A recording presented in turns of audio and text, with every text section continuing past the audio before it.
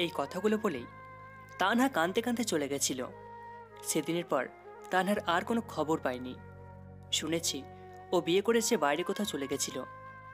তবে আমার এই ভেবে আনন্দ হচ্ছিল যে তানহা বিয়ে করে এখন কিছুটা হলে ভালো থাকবে। আমার কাছ থেকে তো শুধু কষ্টই পেল।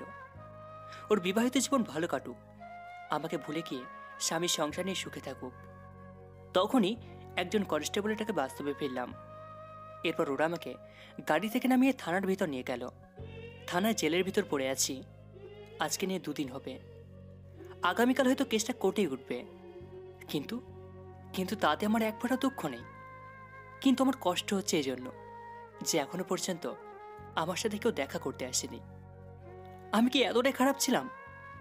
বিশ্বাস হয়তো নাই বা করলো। অ্যাটলিস্ট সম্পর্কের খাতিরে একবার যেন দেখা তো করতে আসতে পারতো। খুব কষ্ট হচ্ছে আমার এসব ভেবে। তখনই কারোর ডেকে মাথা তুলে তাকালাম। চেয়ে দেখি শান্ত দাঁড়িয়ে আছে। আসলে অফিসের একটা কাজে ওকে আমি 3 দিনের জন্য বাইরে পাঠিয়েছিলাম। শান্তকে দেখে আমার মনের মধ্যে কিছুটা হলেও শান্তি এসেছে। নীলা, এসব কি কিভাবে হলো? আমি তো বিশ্বাসই করতে পারছি না। আমি খুব শান্তভাবেই শান্তকে জবাব দিলাম, সবই আমার ভাগ্য রে। তোর চোখ মুখ এমন হয়েছে কেন? এই 2 দিন কি আদৌ কিছু খেয়েছিস? তখন আমি একটু হাসার চেষ্টা করলাম আর বললাম, আরে বাদ দে সব।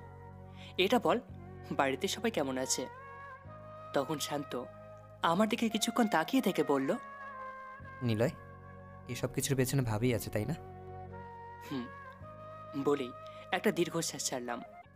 তখন শান্ত বলল, আরেকটা কথা, আগামীকাল তো কেসটা কোর্টে উঠছে, কিন্তু কিন্তু কি? তোর বাড়ির থেকে তোর পক্ষে কোনো উকিল দিতে রাজি না, তাই আমি ভাবছি আমি উকিল দেব। শান্তর কথাগুলো শুনে আমার খুব কষ্ট পাওয়া দরকার ছিল, কিন্তু কিন্তু আমার কেমন যেন হাসি পাচ্ছিল। তারপর আমি শান্তকে বললাম, না রে, তোর উকিল দেওয়া লাগবে না। আমার আম্মু আর ফ্যামিলির সবাই যখন আমাকে বিশ্বাস করে না, তখন আমিও তাদেরকে বিশ্বাস করতে চাই না। আমার যা শাস্তি হয় সেটা হতে দে। সেটা সবার অবিশ্বাস নিয়ে ওদের সাথে থাকার চাইতে অনেক ভালো। নীলে, কি বলছিস তুই? তুই কিছু না করে জেলে পচে মরবি? তোর কোনো ধারণা আছে 2টা মেয়েকে ঠকানোর অপরাধে তোর কি শাস্তি হতে পারে? আর ব্যবসার কি হবে? যে শাস্তি হোক, আমার তাতে কিচ্ছু যায় আসে না। আর ব্যবসা তো তুই সামনে রাখতে পারবি। আর একটা কথা ভালো করে শুনে রাখ, আমার বাড়িতে গিয়ে আমার জন্য ওকালতি করার কথা ভুলেও ভাববি না। যদি এমনটা করিস তাহলে আমাদের সব সম্পর্ক শেষ। নিলয়, এসব কি পাগলের মতো কথা বলছিস? আর তোর কোম্পানি আমি কি করে দেখে রাখবো? শান্ত, তুই হয়তো ভুলে যাচ্ছিস যে আমার কোম্পানিতে তোরও শেয়ার আছে। আর এটা আঙ্কেলের উপর খুশি হয়ে বাবাই দিয়েছিলেন। আর হ্যাঁ শোন, তুই এখন এখান থেকে চলে যা। আর কখনো এখানে আমাকে দেখার জন্য আসিস না। খুব কষ্ট হয় আমার। চলে যা তুই শান্ত, প্লিজ। শান্ত আমার কথাগুলো শুনে নিরুপায় হয়ে ধীর পায়ে এখান থেকে চলে গেল। সে আর একটাও কথা বলেনি, কারণ শান্ত ভালো করে জানে যে ওর কোনো কথাই এখন কাজে আসবে না। প্রায় 4 মাস পর আজ আমি জেল থেকে মুক্তি পেতে চলেছি। আমার আনন্দ নাকি কষ্ট হচ্ছে সেটা ঠিক বুঝতে পারছি। এতদিন এখান থেকে অনেক কিছু শিখেছি, অনেকের সাথে ভালো সম্পর্ক হয়েছে। আজকে আমার অনেক বন্ধু হয়েছে, তাদের কাছ থেকে জীবনে খুশি থাকার অনেক মন্ত্র লব্ধ করেছি। আসলে আমার অনেক আগে ছেড়ে পাওয়ার কথা ছিল, কিন্তু আমি যে দোষী নয় সেটা এতদিনে সবাই জানতে পেরে গেছে। আম্মু নিতু অনেকবার এখানে এসেছিল আমার সাথে দেখা করার জন্য, কিন্তু কিন্তু আমি কারোর সাথে দেখা করিনি। নিজের মতো এখানে দিন কাটিয়েছি। কোনো রকম জবাবদিহিতা নেই, টেনশন ফ্রি হয়ে ভালোই দিন কেটেছে আমার। যে মেয়েটা আমার বিরুদ্ধে অভিযোগ করেছিল তার জবানি শুনেই নাকি আমার মুক্তির কোর্ট অর্ডার এসেছে। অতএব আজকেই এখানে আমার শেষ দিন। কারাগার থেকে বের হয়ে দেখলাম সবাই আমার জন্য বাইরে দাঁড়িয়ে আছে। সবাই বলতে আম্মু, রিফাত, নিতু আর বাবাও এসেছে। একটা হুইল চেয়ারে বসে আমার দিকে অশ্রুসজ্জিত চোখে তাকিয়ে আছে। আর একজনও এসেছে, তবে সে সবার থেকে আলাদা হয়ে অন্যদিকে দাঁড়িয়ে আছে। সেটি আর কেউ নয়, আমার সব সময়ের বন্ধু শান্ত। আমি কিছুক্ষণ এক জায়গাতে দাঁড়িয়ে রইলাম। তখন শান্ত আমার দিকে এগিয়ে এলো, এসে শুষ্ক গলায় একটা প্রশ্ন করল, কেমন আছিস নিলয়? ওর মুখ দেখে মনে হচ্ছে আমার উপর কিছুটা রেগে আছে। ওর মুখ দেখে আমার একটু হাসি পেয়ে গেল। তখন আমি শুষ্ক গলায় ওকে উত্তর দিলাম, ভালো আছি, তোর কি অবস্থা? ভালো। তখন দেখলাম আম্মু আর নিতু আমার দিকে এক দৃষ্টিতে তাকিয়ে আছে। এখানে এগিয়ে আসতে চেয়েও সংকোচ বোধ করছে। তখন আমি হাসি মুখে ওদের দিকে এগিয়ে গেলাম আর বললাম, আম্মু কেমন আছো? রিফাত, তোর পড়াশোনা কেমন চলছে?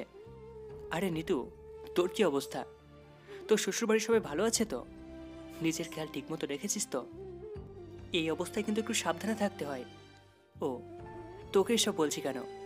তুই তো নিজে একজন ডাক্তার, আমার থেকে ভালো তো তুই জানিস। কথাগুলো এক নাগাড়ে বললাম আমি। এদিকে আম্মু আর নিতু আমার দিকে অবাক চোখে তাকিয়ে আছে। হয়তো আমার এই ব্যবহারে তারা একটু বিস্মিত হয়ে গেছে। এরপর আমি বাবার সামনে হাঁটু কেড়ে বসে নরম গলায় জিজ্ঞাসা করলাম, আব্বু তুমি কেমন আছো? তখন বাবা তার কাঁপা কাঁপা একটা হাত আমার মাথায় রাখলো। নিতু হঠাৎ কেঁদে উঠে বলল, সরি ভাইয়া। আরে তুই কাঁদছিস কেন? আর আমাকে সরি বলতে হবে না, যা হয়েছে সেটা হয়ে গেছে। এরপর রিফাতকে উদ্দেশ্য করে বললাম, রিফাত তুই সবাইকে নিয়ে সাবধানে বাসায় যা, আমি পরে বাড়িতে আসছি। শান্তর সাথে আমার কিছু কাজ আছে, সেটা করেই বাড়িতে যাব।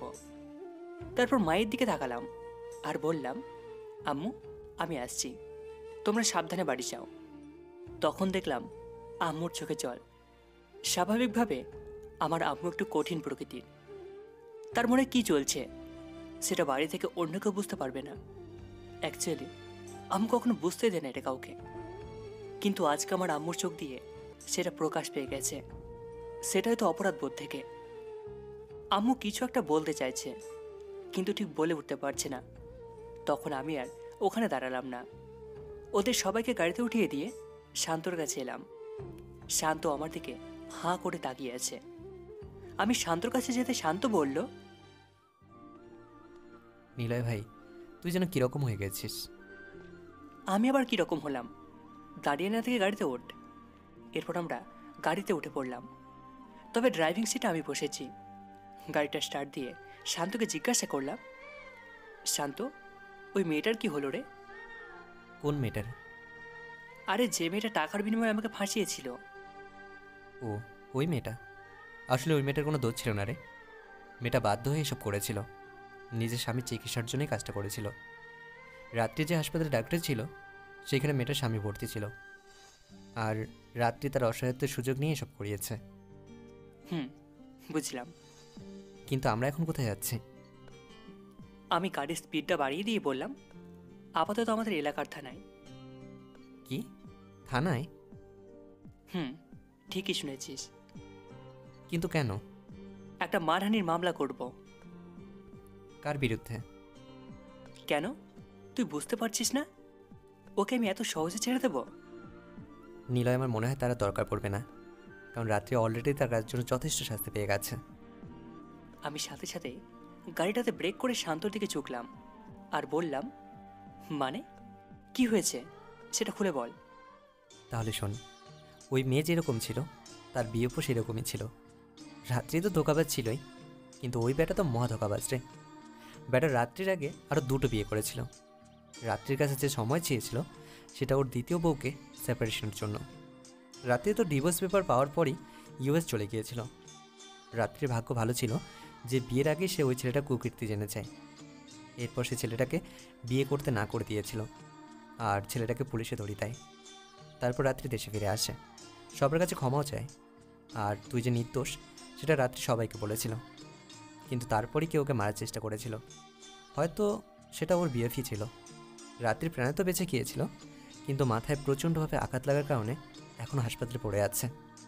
তোকে ছাড়াতে এতদিন লেগেছিল কারণ আমাদের কাছে কোনো প্রমাণ ছিল না, আর তুই ওর সাথে দেখা করতিস না।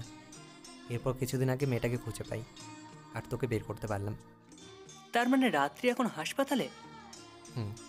তবে শুনেছি এখন নাকি অনেকটাই ভালো আছে, সবার সাথে হালকা পাতলা কথাও বলে, কিন্তু বেড থেকে ছাড়া পায়নি।